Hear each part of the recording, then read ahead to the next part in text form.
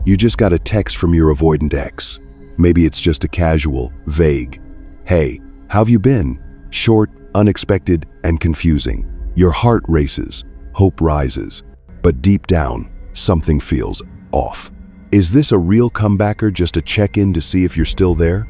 I'm Jim Rohn, and today we're diving deep into what an avoidant ex really means when they reach out and, more importantly, how you can respond with the strength, clarity, and self-respect of someone securely attached. Don't let mixed signals pull you back into an emotional loop. If you've ever found yourself waiting, hoping, or overanalyzing a single vague message, this video is for you. We'll unpack why avoidants reach out without truly leaning in, how they seek reassurance without commitment, and how you can respond without shrinking your worth. This isn't about playing games, it's about reclaiming your power, your peace, your right to real connection on your terms. So if you're ready to walk out of confusion and into clarity, hit subscribe and stay with me till the end. I'm going to walk you through how to stand your ground without losing your heart to limbo.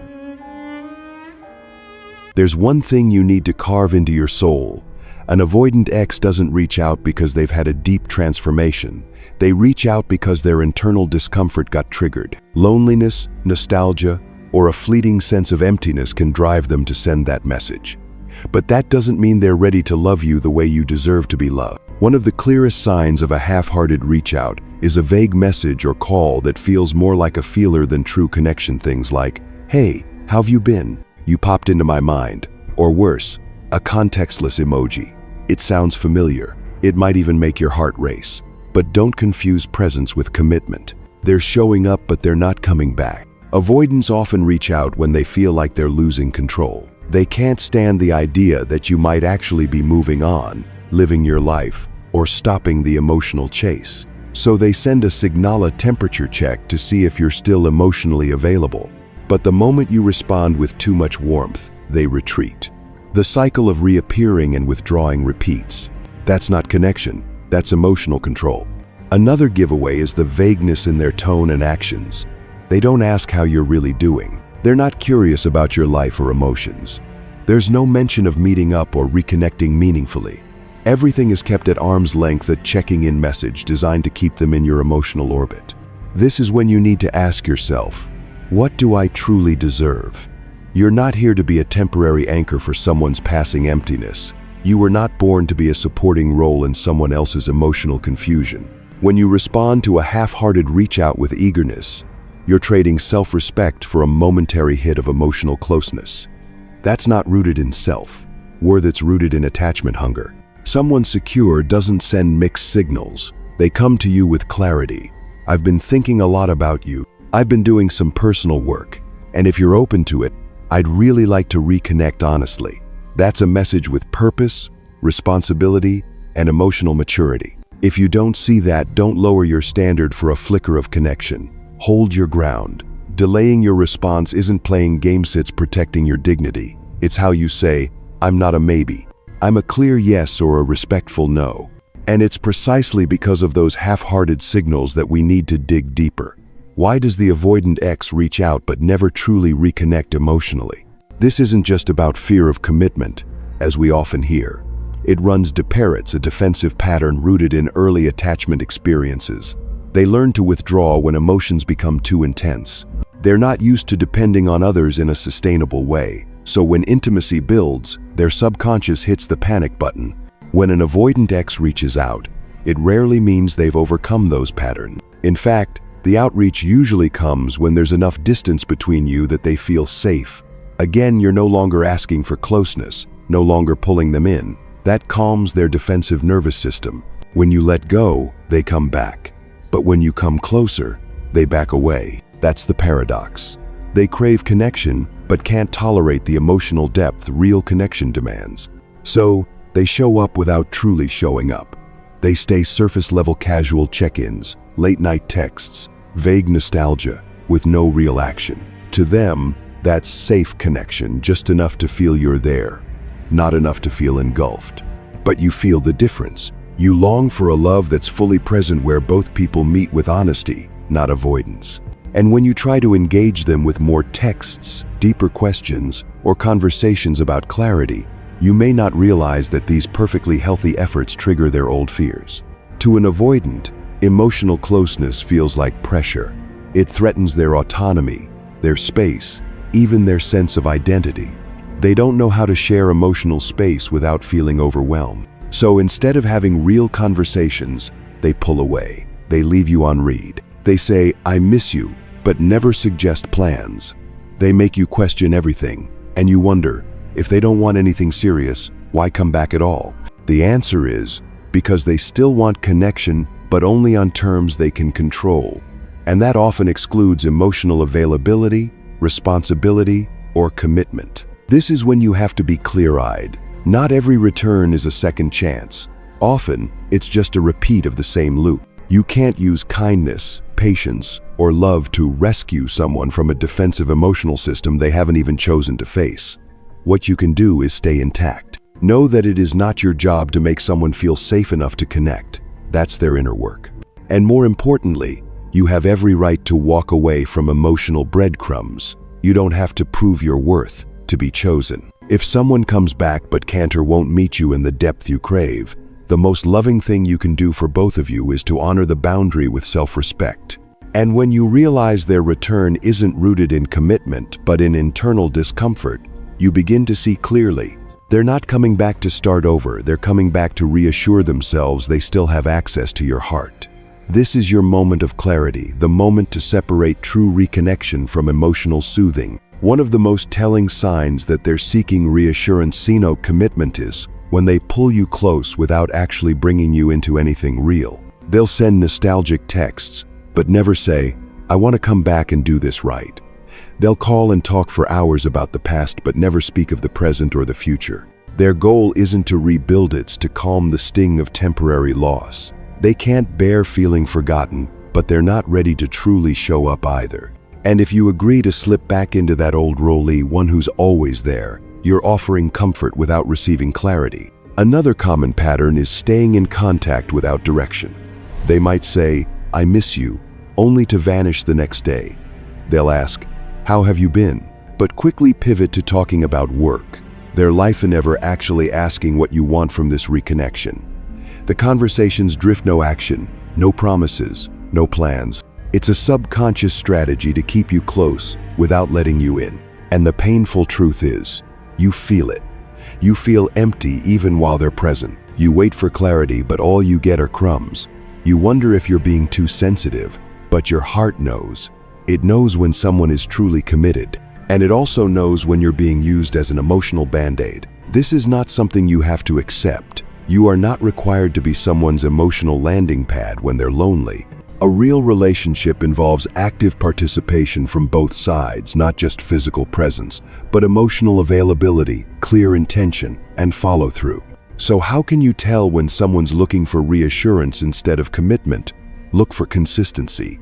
The committed person takes action to rebuild trust. They make plans, state their intentions, and are willing to have deep conversations about what went wrong. The reassurance seeker just wants to know you're still there. That's enough to ease their anxiety before they retreat again into their emotional safe zone. This is when you must ground yourself and ask, is what I'm receiving equal to what I'm giving? If the answer is nothing, stop emotionally investing in something unclear. You deserve effort, clarity, and love that doesn't make you wonder whether you're being used as someone else's emotional crutch. Recognizing that someone's seeking reassurance doesn't mean you have to get angry, lash out, or play games. It means you have the right to step back, hold boundaries, and choose a love that is mutual. Real love doesn't make you feel small. It makes you feel seen, chosen, and deeply held. Once you clearly see that they're not returning to build but simply to soothe themselves, this is the moment to shift from reaction to response. This is where someone securely attached steps forward, not to beg, not to blame, but to set a standard, a boundary, a message that says loud and clear, I respect myself too much to re-enter something unclear. A secure response doesn't chase ambiguity, nor does it try to pull the avoidant back in. It doesn't ask questions like, do you still love me? Or, can we try again? Those questions only feed insecurity and give emotional power back to the one who left you in limbo. A secure response isn't pleading, it's a declaration of self-worth. So what does that look like? When the avoidant sends a text like, "Hey, how have you been?" instead of jumping in with hope or anxiety, the securely attached person pauses. They know a message is not a commitment, and they also know they're not obligated to respond. After a breath, a secure response might sound like, "Hey, I hope you're well. Thanks for reaching out. Right now, I'm prioritizing clarity and commitment. If you're reaching out with the intention to reconnect seriously, I'm open to a conversation. But if it's just a casual check-in, I won't be continuing the dialogue." Short, not cold, not defensive, but very clear. You don't need to raise your voice to assert your worth. A calm, grounded tone is the strongest signal of self-respect. You're saying, "I'm open, but not wide open to vagueness. I'm not afraid of connection. I just won't settle for careless connection." If they're serious, they'll respond to that message as an invitation to grow up. If they disappear, that is your answer.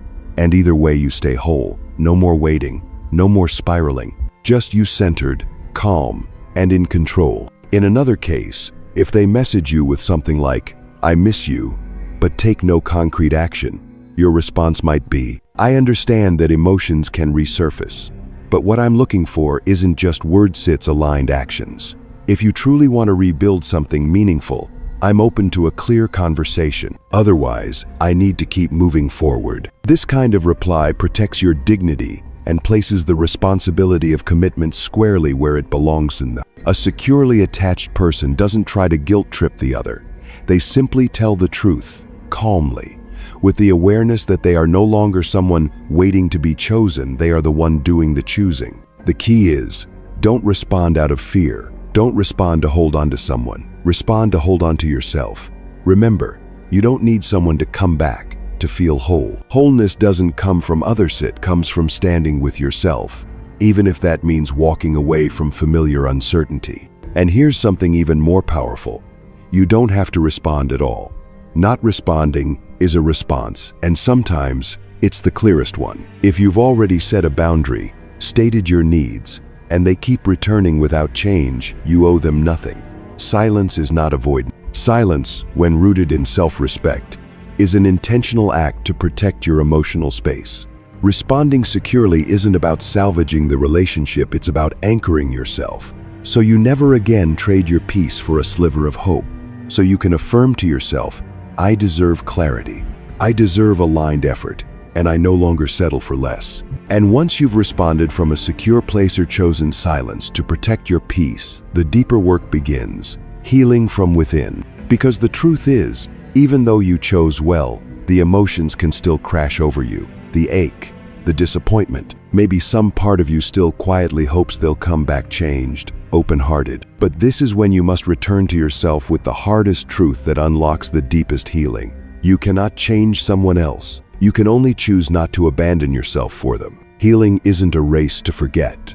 It's the journey of learning to stop hurting yourself for the way someone else couldn't love you. It's understanding the difference between missing the persona and missing the version of them that only existed in your hope. You may have weak moments, moments where you want to text back, ask, "Why?" or "Was it ever real?" But pause. Ask yourself, if the answer brings no peace, are you ready to be hurt all over again? Often, the pain doesn't come from the truth but from resisting it. Healing starts with acceptance. Accepting that some people cannot love the way you need, not because you're not enough, but because they're not whole enough to hold you. Then you begin coming home to yourself. In small but profound ways. Journaling, meditating, taking solo walks, cutting off energetic contact even through social media, or daydreaming. Every act becomes a message to your heart. I choose me. I return to my wholeness. Don't shame your grief. It's not weakness. It's proof you loved with depth. And this pain, when held gently, becomes your teacher. You never had to shrink to be loved. You only had to love yourself enough to walk away from anything less. Reflect on the relationship not through the lens of, what did I do wrong? But, what did I learn about my own value and boundaries? Incomplete relationships exist to illuminate where your self-worth was still up for negotiation. Now, you're reclaiming it. Healing includes forgiveness, not to excuse what they did, but to free you.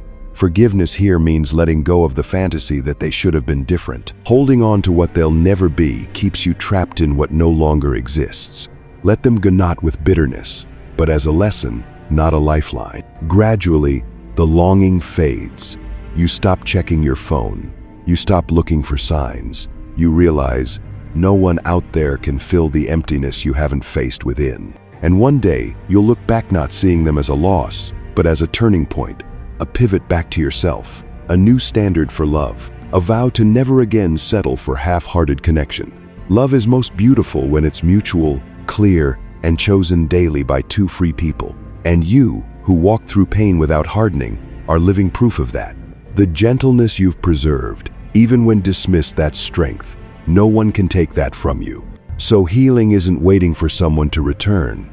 It's the sacred process of you returning to you, bit by bit, softly, without shrinking, steadily, without closing your heart. You begin asking new questions. Who has the capacity to love me in a healthy way? Instead of, how do I get the old person back? From here, you rebuild your life. New boundaries, new relationships based on clarity, respect, and mutual effort. You don't need someone to rescue you from loneliness because you've learned how to sit with yourself. And no one is stronger than the one who heals with compassion, not replacement. If you're in this journey where your avoidant ex keeps popping back into your life with mixed signals, remember, you are not alone. So many people have been stuck in that cycle of hope and confusion. But today, you have a new option. Choose yourself. You don't have to decode anyone. You don't have to shrink yourself to hold on to a half-hearted connection. You deserve love that's clear, consistent, and full of action. And you have every right to pause, to walk away, or simply not respond, not out of spite, but because you're learning how to love yourself the right way. Emotional maturity doesn't mean feeling nothing. It means knowing what to keep and what to release to protect your peace. If this video resonated with you, hit like, subscribe, and share it with someone who needs this reminder. In the upcoming videos, I'll walk you through how to build secure attachment from the inside out so you're not just healing, but unshakable in the face of emotional ambiguity. I'm Jim Rohn. Thank you for watching. Keep choosing yourself every day with clarity and deep self-respect.